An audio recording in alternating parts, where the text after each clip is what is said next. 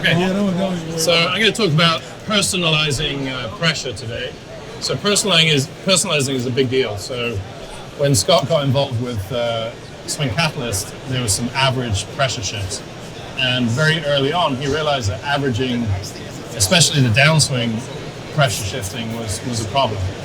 And so what I'm going to talk about is how do we sort of differentiate the way that different people appear, on the pressure shift part of the force plate.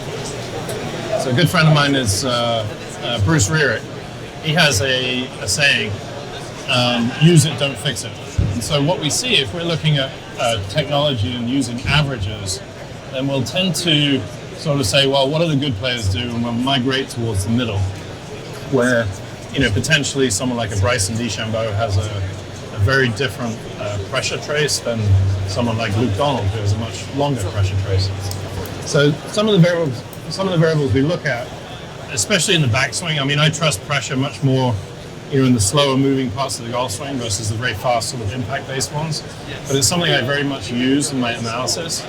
So those of you aware of, Mike Adams' post test, what we see is that some people, will tend to sway more to the right and come back to the left later. Some people will tend to shift to their front foot very early. And we need to be able to differentiate what those two things are. So what we do is what we call a post test. So we get somebody to, very important to keep the head still, because if my head moves, my pressure probably moves more. But basically you're going to turn the hips. I'm a center post. Luke Donald would move like this, so he turns more around his right hip. And someone like Aaron Baddeley would move more around his left hip. So once we see those test results, we have an idea of what we're likely to see on the force plate and pressure plate. So if you look at the pressure here, so if I'm Aaron Baddeley, I've had Aaron on there, and my buddy Mike is teaching Aaron right now. So you can see, the quantity of pressure shift to the right, for example. So what we're going to see for a front post golfer is only about 60-ish. So you see that little shift that I do there.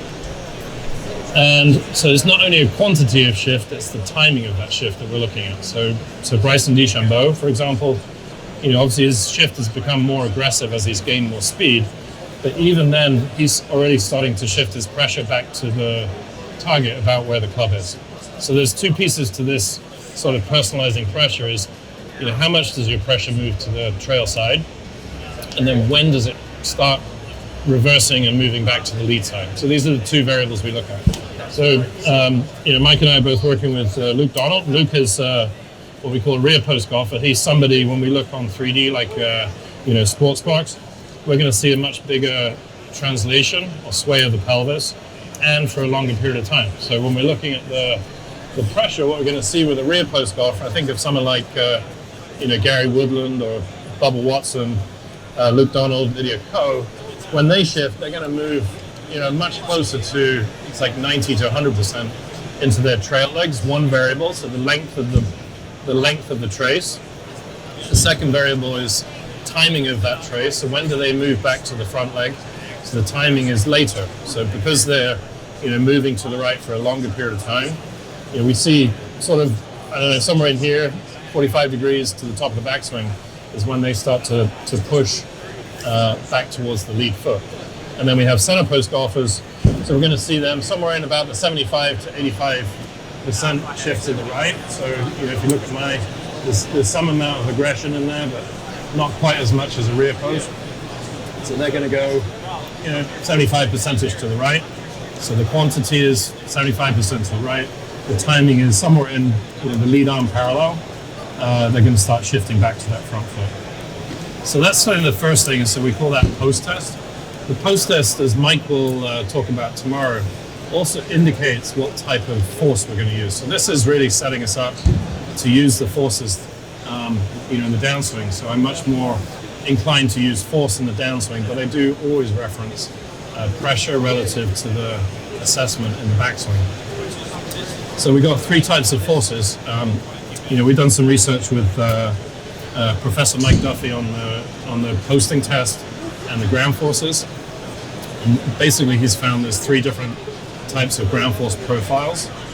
But I'm going to give you kind of a simplistic basis here. So each of those different posts has a kind of a force that's associated with it. So somebody like as I said, someone like Luke Donald, who's going to have a bigger shift to the right, and he's going to translate back to the front leg later. He's going to have a much bigger horizontal force component because he's got much more work to do to get himself from the right leg to the left leg. So every golfer gets to the front leg. That's where they create power. Front post, like Zach Johnson, he's going to turn, but he's going to get kind of club parallel, slightly before club parallel. He's going to start shifting onto his front foot much earlier. So what we see from a force standpoint is he needs to use vertical force, and the shape of the curve is going to be different. He's going to have a lot fatter curve versus a high peaking curve. So basically the simplistic sort of description that we've got from this model is, if you want to create more horizontal force, then you have to use your pelvis in a different way than somebody who wants to create more vertical force. So for example, if you're going to say to someone, I need more horizontal force, we're going to have a bigger pressure shift to the right, and there's also going to be a sway. So if I'm over here, I've created all this space to push into. So if I'm going to be somebody that needs to rotate more, I'm going to have to rotate more. The trail hip is more out of the way, so I can push back and move that hip into space. So it's a better way to create rotation. And then if you're going to use vertical force, it's very important. We're starting to see this on sports boxes. We're going to see more lead knee bend, which enables us to push up. Now, how does that relate to pressure? The early sort of pressure plates, pressure systems, tended to teach more of a linear sort of pressure shift. What we're really seeing, depending on your style, so somebody who's like a front post golfer, because they really don't have any horizontal force, so they have to max out on their rotation and vertical force. So what we're going to see is this person has to have more turn, so there's going to be more sort of trail leg extension, and they're going to be tipping into and down into that front foot earlier. So what does that look like from a pressure standpoint is we need to make sure that this golfer tilts their pressure more towards the heel. Now, anybody who wants to create rotation in the golf swing, we're going to have to create more of a diagonal shift, because as I said, when my hip goes back here, I'm able to push back to propel my trail hip forward. Same thing happens on the lead leg. If I go, so the most common mistake we see is that people shift into their heel too early, and I can't push with that leg really to create rotational force. So once I've got myself into the heel, especially as a front post golfer, I'm going to go more diagonal. So we're going to see, on the force plate, we're going to go more heel toe. This leg now has the capacity to push, my left side around. So that becomes like super important for somebody who's a front post, for example, because they haven't got the horizontal component, so they have to max out their rotation and their diagonal shift to get speed into their force into the ground. Somebody who's a rear post golfer, that angle is going to tilt just a little bit straighter because they're much more of a sort of a side to side style. There's still going to be some heel toe. You see subtle differences in that angle, Scott? Yeah, they generally light up the whole inside of their... Yeah, so we're going to see it more, sort of on the outside of the foot. So I'll go this way. It's going to be much more sort of there, sort of there. It's a little less diagonal. So you're going to see, obviously the length of the trace is much bigger. The timing of their shift is later. And they're going to be pushing also into the ball of the foot. It's just that angle is a little bit different. And then somebody who's more of a center post, and Mike's going to talk about, gliders, spinners, and launchers tomorrow. It's very important for the center post, create a decent amount of turn, but they've also got to use the lowering, to put the vertical force in to assist on their rotational speed. So it's really three different styles. If I summarize, as I said, the length of the trace is a single variable. So what we see, some of the things we can do, if I need to extend the trace, widening the stance will help. Flaring the trail foot will help. That changes when my rear leg locks up and when I put pressure into the ground. So wider, more flare will encourage me to shift more to the right if that's what I'm looking for. Being an outlier, not really an outlier, but being on the edge of like the normal distribution of human beings. Somebody who tends to shift a lot to the right, which is good for some people. They would have probably been told to stay more centered. So we usually just have to fix their setup, and they'll tend to get back to their big shift that they need. Somebody who's a front post, we're going to square up their trail foot, and what happens is they run into their trail foot and their trail leg much earlier, which gets them tilting back into that front leg earlier. We have a pretty cool drill we use for stance width. We learned this from Aaron Badley. The drill is mic'd, but Badley taught us that it actually teaches you the foot position.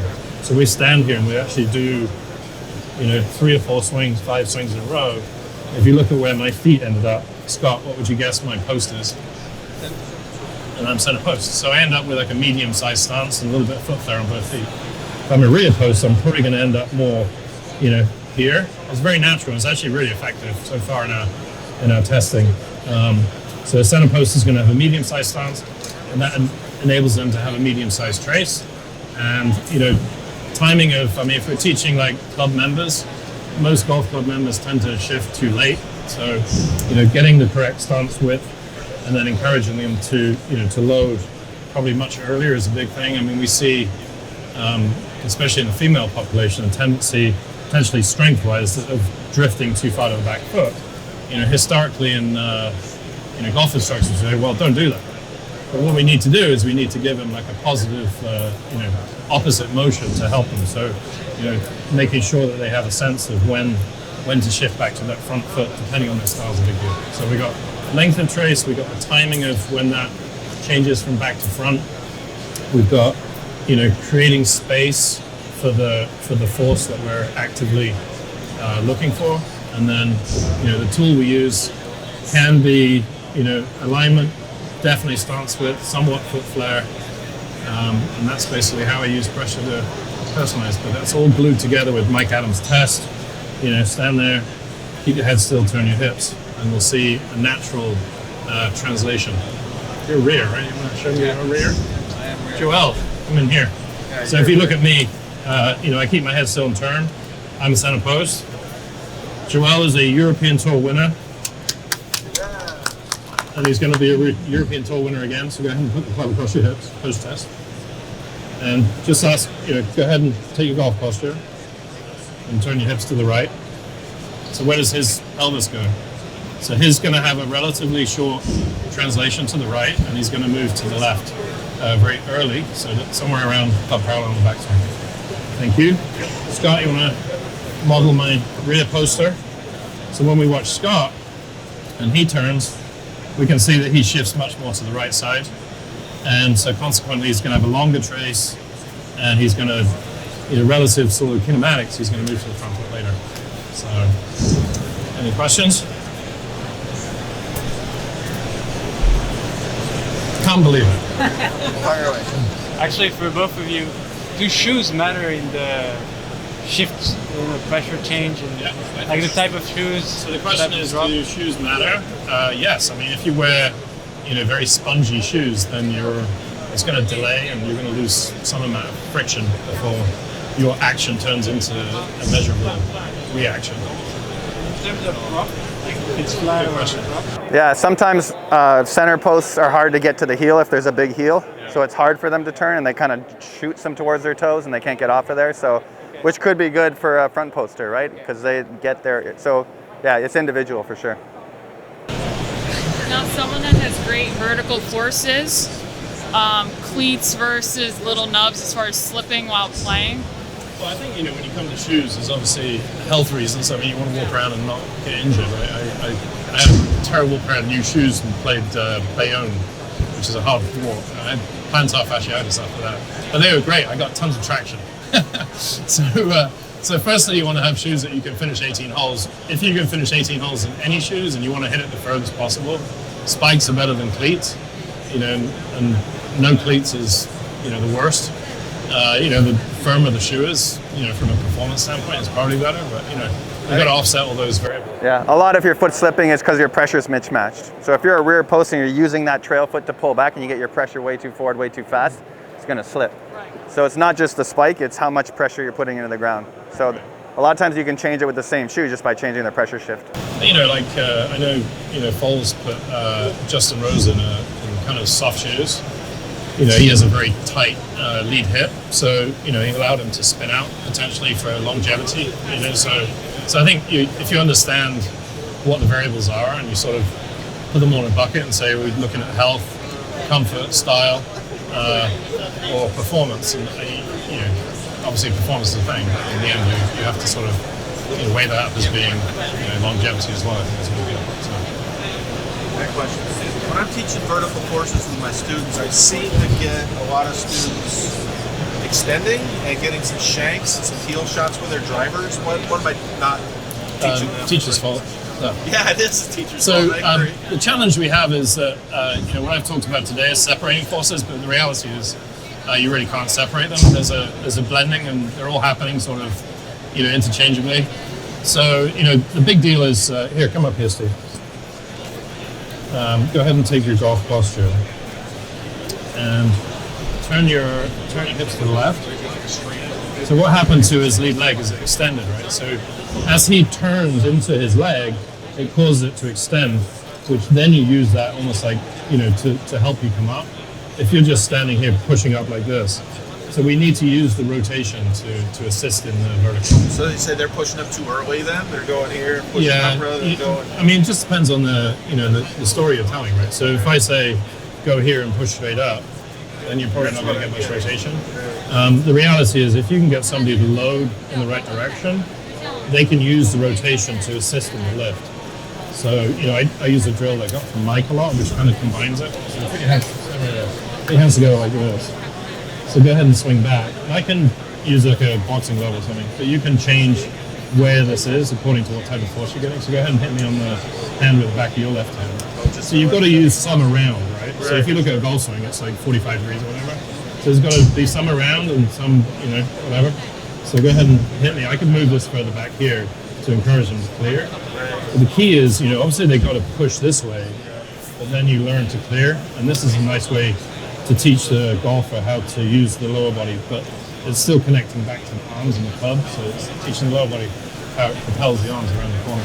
So some amount of around the corner is a big deal for shankers because they tend to swing, the clubs are moving out towards the ball. How about a rear poster who overslides and get up there too fast? With golf. I think the interesting thing is, so we give you some categories which fall into buckets. So strong grip rear post would be the person who will tend impact to have the most side bend. But regardless, if somebody's side bending too much, they need to have more of the front post tendency or the center post. So everything in golf, every variable is like a dial, right? And so if you're a rear post, but you're hanging back, you need to start making sure that everything moves forward. So the research we did with Phil Cheatham on the sports box. So what are the absolute truths of the golf swing? One of the absolute truths is that the head, the pelvis, and the chest will all move towards the target at the same time. So a lot of golfers will tend to leave the head behind, and so they get this look. It's more of a head. What's that? Yeah, we were taught right? that as kids. Well, tuck the elbow and keep your head behind the ball. The reality is, in my opinion, this is where you can see, especially with the dual force plate in the frontal plane, side bend at impact is very much a product of good ground reaction forces. So if you push, the angle that the ground pushes back at you actually forces you into side bend, as opposed to the other instruction would be stay behind the ball. And so from a club head speed standpoint, when we see somebody get their whole body onto that foot, there's a lot more force into the ground versus if I'm trying to force with my left leg. So regardless of your post, everybody has to get to the left leg. And from a kinematic standpoint, what we found with the sports box is head, chest, hips, they all have to move towards the target before the force vector actually pushes us into a dynamic side bend, which is a much more powerful side bend than just hanging back. Juan teaches that with that slam rope, so he hasn't gone full. Yeah, no, he does a lot of good stuff. Yeah, he's love one. Just what you just said, Yeah. he puts that martial arts slam rope Yeah. there. Has So we, come up here, Matt. Like across your hips here. Like this. So a lot of, especially slicers, don't get to their front leg properly. So just go there, grip it on your hips with your thumb. So I'll put my hand out here and turn back low, so get down, and then hit me with the right. Yeah. So this is a good way to make someone get their right side through properly. That's it. So you can feel there's a little bit of up and around in there. Right? So this is something I use. It's especially effective with slicers, believe it or not, because the slicers will, they go like, oh, I've got to release the club, but they'll hang back, which naturally takes their swing much more this way. And once they get to the release point, they really don't want to release it. So, the lower body precedes the upper body in that regard. Hey, what's going on? Eddie, you got any swing cat questions? Hey, what's going on? Nice to see you guys. Are we good? No questions over here? What would you look at it, versus with the 2 feet now? Like, what would you look at it like differently as opposed to with the power technology? I'll give you the golf teacher answer. Torque has been hard to find out where it comes from, and so the 2 plates makes it easier to sort of recognize which plane the torque is in. So Scott, you want to sort of... Yeah, and we can see because you can produce torque by just twisting your foot in the ground or by producing shear forces, and with our single plate we didn't know. But now we can know how much is a contribution from that, how much is a contribution from the shear forces, and we can also see different plane forces, exactly. So like cartwheeling kind of torques too. Yeah. And if you're doing like jump test, could you see how much the right leg or left leg? Yeah, influences it, and that's what we're finding. A lot of people create a lot of vertical force off their right foot. I think mainly rear post players probably would. So. And the ratios, people are always going to have more on their left vertical force, but the ratios are, maybe a front post is 90-10 and a rear post is 70-30. It depends, I think it can go up to like 90-10 and all the way down to 75. Maybe that's depending on the post. I haven't used it too much. Right. So. I know this isn't a force question, but when you're doing the screenings, I find a lot of people, it's hard to find exactly where they're at because they're stiff as can be. You're trying to hold their shoulders and bending their arm. This is not to do with this, but it's definitely to do with what we do. We teach a lot of events and we teach terrible golfers, so you can relate to it. They're stiff. Oh, 100%. They're asking them. The first thing we do is humiliate them. And if that doesn't work, then we make fun of them.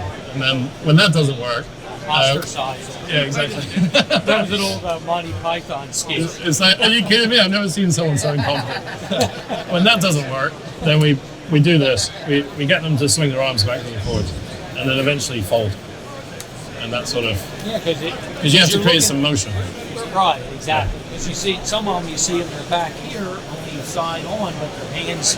Yeah, we Mike and I 100% agree that we should be looking at elbows more than hands. Hands are very interesting. Like I tested. We came to that conclusion as well. Yeah. I tested Jordan Spieth, and he was like this. What is he really? I'm pretty sure he's a psycho. Yeah, no, it's just a little difficult because you're stiff and stuff. Eddie.